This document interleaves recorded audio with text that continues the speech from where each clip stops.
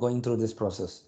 People only think it's risk assessment is only for people who are into the risk domain or security. That is not true. So it is you need to be doing that risk assessment throughout. And what are the types of risk assessment you could be doing is qualitative and quantitative. Is quantitative is more on a number perspective, right? Qualitative is not number perspective. Means quantitative is number driven. Qualitative is more on not a number driven approach. It's on different scale you will measure. So, but when we talk about in a risk assessment, you might mix this mixed assessment with qualitative and quantitative. Means both numbers, monetary, as well as do an assessment in terms of value proportions. What asset? Usually, when we take critical assets based on critical asset is classified based on what is the asset value, means what data it holds, database system. Okay, what is the database system? If it is a critical application database, then it's already a critical database, or it is one of the important application for business, which doesn't need to go through any downtime. So it is classified as critical because the value is high. So those kind of assess those kind of you need to classify the asset. That's why classifying asset from confidential, private, public is data classification. It's not asset classification. Asset classification is more from the perspective of what are these type of assets. Maybe you can classify category 1 asset, category 2, category 3. So tell that category 3 is the lowest category, category 1 is the highest category, which needs more important, which is more important. Maybe it's a critical asset. Those kind of definitions you have to put. And ideally risk analysis is done. They don't do categorization, they just directly go and, but sometimes when the asset inventory is given, there might not be proper any classification, just the data is there, raw data. Then you might have to, based on the information you receive and your analysis, then you might have to do that asset classification and asset prioritization. Both of those assets which requires priority, means then you need to do risk analysis on that. So what are the risks which are associated with those assets? Maybe a load balancer is facing the public internet, and there are web application servers behind it. So there is a e-commerce site, which is selling. Flipkart is selling. It's a load balancer. So and there's maybe a firewall or a security group. It's hosted on the cloud. So if it is a firewall and a load balancer, serving that, then definitely the load balancer is a critical asset. Considering that you don't want to have a downtime, then what is the risk to that asset? What are the types of risk? Then I already spoke about threat, vulnerability, and asset value. Now we need to understand the different types of threat which can come to that load balancer. From external public internet to DMZ is itself is the biggest threat. And you have opened up port 80 there. Do you want to open up port 80, or just directly open up only 443 there and just shut the port 80 off? And what about DOS attacks? Is your firewall defending DOS attack? If there is no firewall, just a security group filtering ports, and maybe security groups are not robust, then you don't have that robust security measures. So then your load balancer is at higher risk. Then DDoS is one of the issues, right?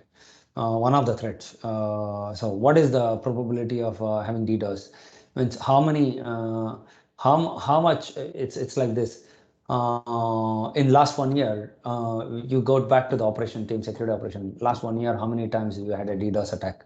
So then you need to collect this information to understand occurrence, probability of this particular DDoS attack on the web application firewall. Maybe it's also hitting the load balancer. So because load balancer is doing maybe the lot of job. SSL is also configured there, SSL termination. So then load balancer is getting hit, and the web application both. So that's what it is. You need to look at the different types of threats, and which is there. And threat vulnerability, right? Threats and vulnerability. Ideally, the threat is that vulnerability is what is the vulnerability is you don't have a firewall is not doing DDoS prevention is the issue, or your load balancer is not having countermeasure is the issue. Is that's a vulnerability basically. And but the threat is DDoS itself. Actually, that's a potential threat because you are hosting. Flipkart is hosted to public internet. And apart from that, there are multiple other threats we look at. From the web application server perspective, you're trying to do a risk analysis. So you will see application security assessments are done. So whether all the flaws in the web application is fixed, your cart where people add the items and they book up and they pay the amount, and so what kind of security measures are there? Input validations, output validations on those forms where there is entries, which is possible, and also from the injection techniques and other techniques, API related, flaws, and you need to make sure. We need to see what and all is there. SQL injection is a potential problem. So which and also cross-site scripting, wherein you might try to change the value of the refrigerator you're buying from 15,000 to 8,000. You manipulate and either through any of the methods, cross-site script forgery, CSRF, or so then you manipulate and then you buy the item and it gets delivered, and at the end of the day it's Flipkart is under loss because there are multiple items like this getting delivered, and at the end of the day when they do accounting reconciliation of accounts, then they get to know that, oh, why are we seeing this difference in the amount? Because what you pay for the at the end of the day to the actual vendor who deliver the product, but you receive this much, you're paying higher. And when you do reconciliation and you do all the accounts activity, then you see that glitch in the account, you see that gap, and then you start investigation process, right? So very important. Multiple things you can talk. How the risk analysis is the first step. Very importantly, you will use the risk mitigation is now. What are those measures? As I said, firewall, put a firewall in, and or a DDoS prevention, DDoS appliance. So I think there are multiple vendors specialized on DDoS prevention itself, DDoS appliances they call. So those vendor appliances maybe or specialized on that. So we need to see people are working from a new set of threat. What is the new set of threat? Now we are not sure about their laptops being updated and compliant, and they're complying to the company norms. So working from home, and you need to now bring in new set of security measures, install an agent to understand what they do. And some people started, one of the person was telling there is one, I don't remember the name. There was one tool, you install that agent, it will show what the employee is doing in last, from the moment he starts the laptop until the end of the day, you can set the time monitoring, activity time monitoring. It will, end of the day, it will send a log to the manager saying this is what he was doing from full day, from morning to evening. Some tool somebody suggested, said explore. I said we don't want to turn our office into a school, or we don't want to turn everything into a madness, because it is a madness to the manager. Manager, when he sees that somebody was browsing something wrong, then he gets even triggered. And maybe from the risk perspective, yes, there's a countermeasure required to see, lessen the risk value. You want to see through that what is the vulnerability and what is the threat. So what is the vulnerability and what is the likely possibility that it gets exploited, becomes a threat. But employee not delivering full potential, or 8 hours time or 7 hours time, or maybe he's only delivering 6 hours time, but he's doing the best possible. Already that 6 hours is equal to 9 hours of somebody employee, that's fine. Then putting such software might be a problem. Or actually, yeah, assets have to be used for genuine purpose. That's why the moment we got some new Office 365 integration and device being managed and monitored, the moment we got that notification from our HQ from Australia, I clearly told the guys, be careful when you're browsing, because we don't know what's been monitored, what's been pushed. Maybe the logs getting pushed or whatever. I said just monitor yourself, because we don't want to be in the radar, or we don't want anybody to point saying that your assets are not clean, or the usage is not business use and all this. So that's how it is. Risk mitigation is all about looking at what controls or countermeasures or safeguard you will put. So somebody is just walking into your office, most of the time they are walking into your office, and they are selling newspapers and all this. You know for sure there is a problem. They're selling newspaper in your office is a big problem. So that's like a risk, and the threat is strangers coming in. And so now, what is the vulnerability? Where is the vulnerability? Can somebody guess? What is the vulnerability here? And that person. The vulnerability is inherently loophole, right? The loophole. You need to look Yeah, at yeah, loophole.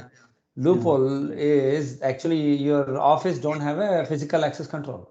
yeah, right, right. The entry. It's Entry entering. points are not secured. They're coming Yes. and selling newspaper. That's a problem, right? You need to look at that perspective. So, yeah. Anyway,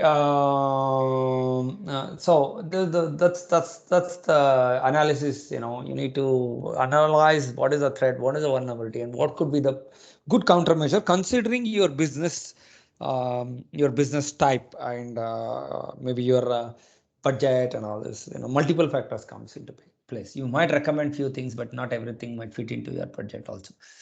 So ongoing risk monitoring, yeah, continuously you need to have a risk monitoring to kind of make sure that there is this kind of risk are monitored, and there is a continuous improvement cycle, and you're trying to improve, and input some better countermeasures or change some process and all this. You need to have monitoring in place. Means CCTV has to be in place. There should be a security guard, and to watch out, and visitor log, and and there is an entry process, and these are the things, right? Very important. And authentication, or probably physical authentication schemes, your smart cards to enter. So ID cards, RFIDs and stuff. Yeah. Risk assessment. Yeah. It says valuation of assets. Yeah. Very important. Identification. First is identification. Yes. Most of the time you don't know whether there is asset sitting in the data center. Somewhere one asset is sitting, and it is just sitting there, but nobody knows what it is doing. That's a problem. Then you need to identify the asset and see, then do the evaluation process on that. Yeah, all these are the stories. Damage.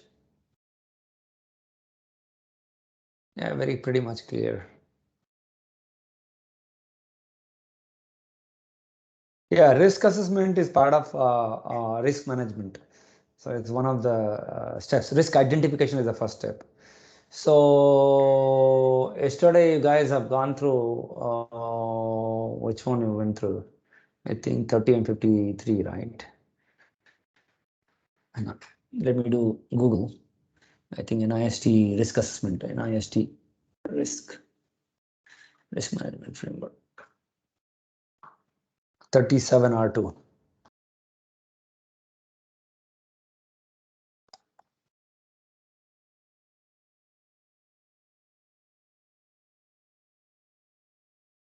I think it's the same. No.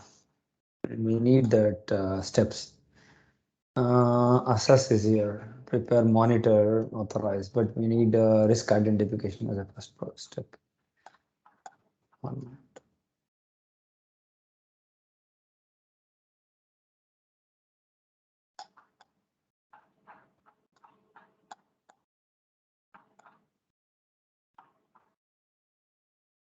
This document, risk management framework, right? I think.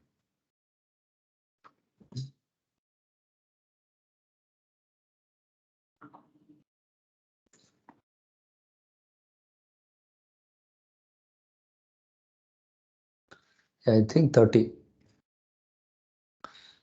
30 should have.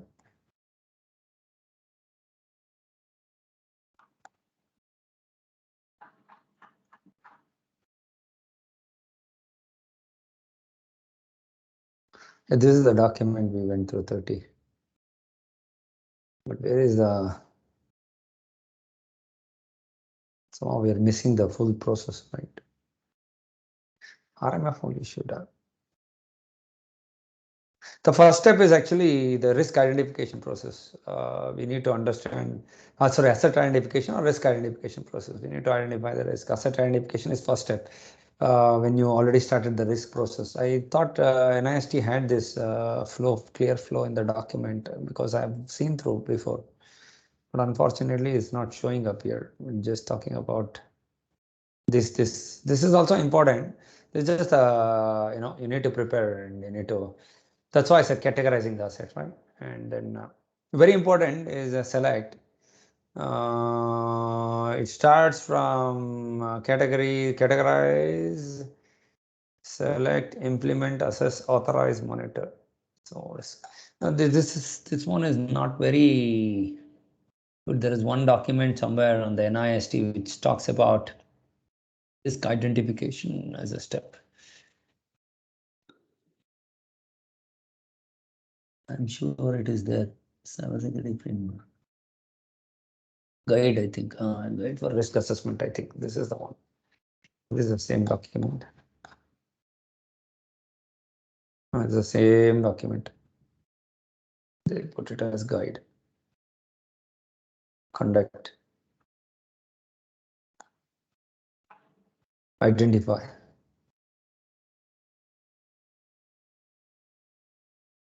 This is a very good document. I need to recall where I. Yeah, but there is a better document actually somewhere. I don't know. I cannot recall. Key activities: maintaining risk assessment, identify risk factors. Identify is the very key step, but there's one very good document from NIST which talks in a very sequential fashion. Cannot find it. It's okay. We'll just go back to our job. So very important. Risk management it covers everything. Risk assessment is part of it. It's an ongoing process. It covers systems, all the system. Um, System development lifecycle, SDLC, from pre-system acquisition. Means risk assessment is not just for systems which are already developed. Risk assessment can also be for systems which are under the process of development and getting developed. Means pre-system acquisition means before the system. Means before you acquire a system or a technology or a company, there can be a risk assessment done to see what is the risk of integrating integration which happens between two companies. Maybe when IBM was acquiring another company. So that point of time, they were assessing the risk of integrating Telelogic to IBM and what could be the potential risk when we're integrating and how do we reduce that risk? What is the best way to integrate? Like this kind of, this also risk assessment. It's all about sustainability, definitely. No specific requirement organization also question. Yeah. So once we are done with some risk and all, once we start with further with other things, I can show some live. I've got a big lab setup on my lab machine, which is my own machine, Alienware. We've got some SIMs and network devices. We've got VMs 2016 Windows 2000. 8 and Linux systems. We got Alien World. We got a lot of things, QRadar and all this. I've got a lot of things there integrated and configured. Maybe I can show how things look. Qualitative analysis. We already spoke about it, but you did not understand how the qualitative analysis work because I did not go in detail, right? I just gave a lot of importance to quantitative because that's how you see in the world initially. But qualitative is more on, subjective in nature, as it clearly says, right? It's a subjective matter. Means it's subject. It's a subject. It's not objective number driven or anything. So most of the times it's all about your mapping severities and seeing through that you map those based on now once again if you put up a score there it becomes quantitative, right? Semi quantitative is half. So likelihood and severities. Yeah. Delphi technique is often used to solicit objective opinions. There's another technique called Delphi technique.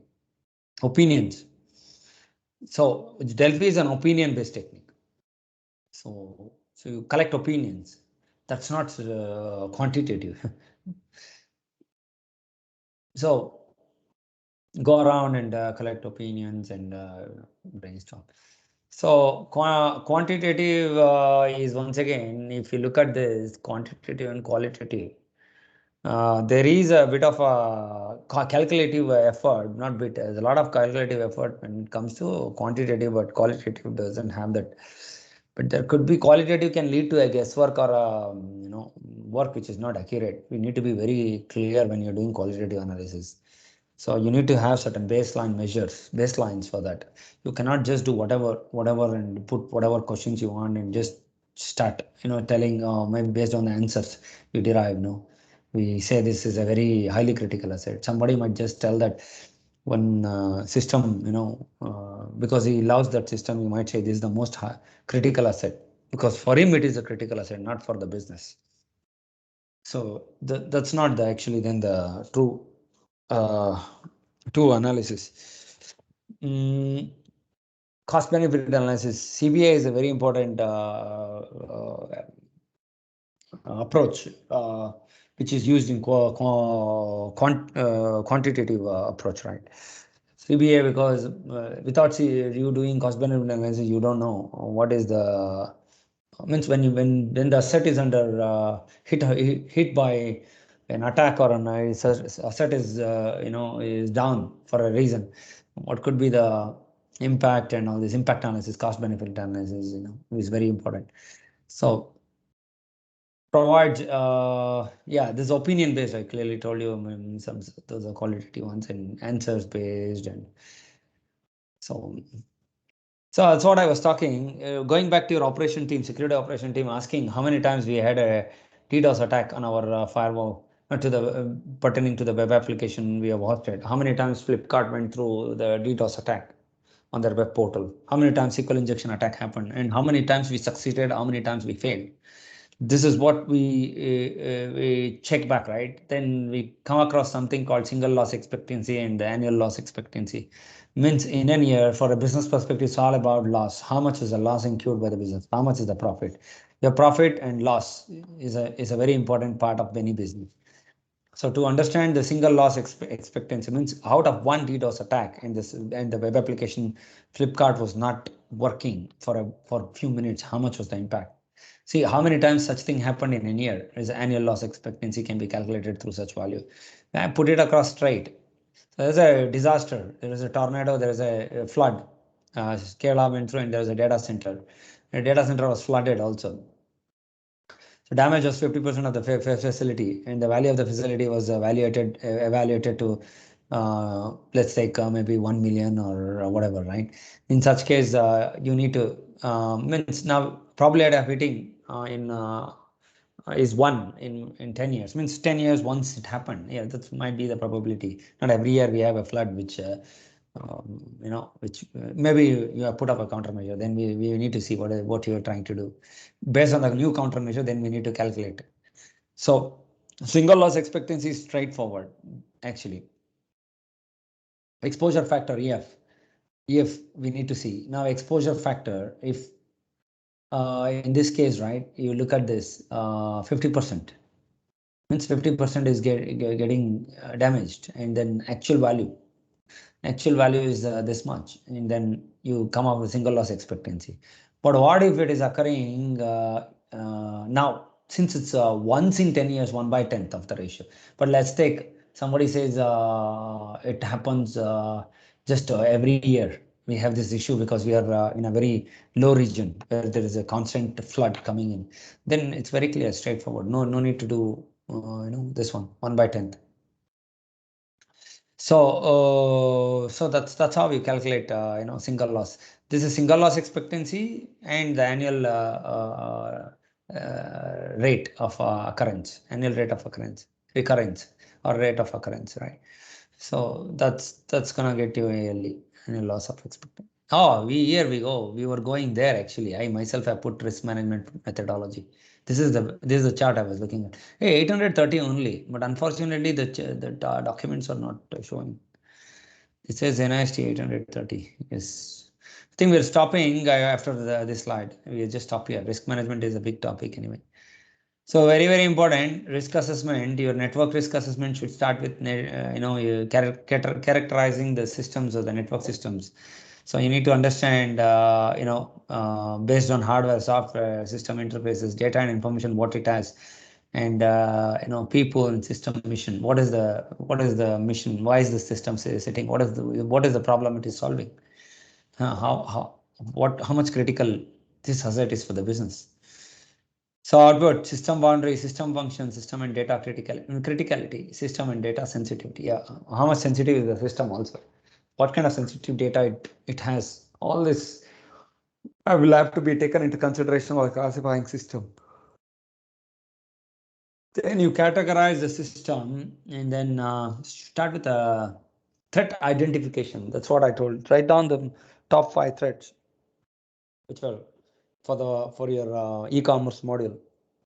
So the top 5 threats, e-commerce module, straight away, I can tell. So your OWASP top 10 vulnerabilities could be one, but to be honest, if you say there's an e-commerce site we have newly launched, then DDoS is one of the top, which doesn't really come in the top OWASP top 10, but definitely DDoS is one of the. So, and apart from that is a web application related issues, code related issues, right? So the second threat is injection, SQL injection. So you need to ensure that there is, those issues are clear. And the third thread I would say is you want to ensure that there's no cross-site scripting and cross-site request forgery, which is possible on the site. So like this, you need to populate top 5, and then you need to, the threats are identified, threat statements are defined, history of system attacks. See, I already gave all this. Vulnerability identification. You already, once the threat is the threat, then you are trying to see where is the vulnerability. Is it on the firewall? Is it on the load balancer? Is it on the web application server? In this case, SQL injection on the web application server. So what do you want to do? Now, since you have already identified the vulnerability, list of potential vulnerabilities you have already listed, right? Tuples on the system means you have already done a vulnerability assessment on the application and you have listed the issues. Now you already know the issues, and then you now control analysis. What controls means what safeguards can be put, what security measures can be put now. Now straight away, if you ask me, list of current and planned controls means if there is already a control, we need to evaluate that, how it is functioning, whether it can do already serve this purpose. Maybe we say all the OS top 10 vulnerabilities issues are there on the web application, then better to bring in one. Straight away I will write a control saying WAF, web application firewall, additional protection, so that you don't worry much about the web application. So step 5, likelihood. Anyway, these are all very important because you want to do the impact analysis after that. Yeah, source and all this. Impact analysis. What could be the impact? Loss of integrity, loss of CI. Oh, back to CI, what we discussed. Why I took up the CI topic was because this is very embedded into the risk. So then you come up with the impact rating, right? So very, very important. You need to understand impact analysis, asset criticality, data sensitivity, and all this have to be. So next is the risk determination process. Now we are trying to determine the risk. What could be the risk? Come up with the risk value. Now you did qualitative, quantitative analysis. You did all this, risk and associated risk levels, right? You come up with a risk level. That's based on, once again, input, output, input, output, input, output. So based on these parameters. So control recommendations. See, already I had given a control recommendation straight away. Actually, to be honest, I told why, because I told all the OS top 10 vulnerabilities exist on the application is already it's totally vulnerable. So that's why I wrote straight away, and it's public facing. I had already information all this. That based on that, I had wrote a recommendation. So result risk assessment. Yeah. So is that clear? Any doubts? Okay, Manju. Okay, so you can go through maybe this risk assessment is one domain, which is most often it's more on, I can show some practical reports and all later, but very important for you to brush up before I show anything. Brush up your own fundamentals, or probably read through some documents. Better to look at charts and understand than reading through a lot of content, because most of the people don't like to read a lot of content. Yeah. It'll be easy. Yes. Yes. So like this, then you can become a risk assessor, you can become a risk management professional, you can become a risk consultant. So once you know, now ISMS, ISO also, definitely ISMS is also about information security management system. There is a risk assessment there also. Without any risk assessment, there is no job. So that's there. Yeah. Okay, all right, then we'll discontinue, as I have another audit meeting in next few minutes. Yeah. Sure. Start this call. Yeah. Okay. All right. Okay. Thank you very much. Thank you. Thank you very much, Manju. Bye. Thank you. Bye. Bye.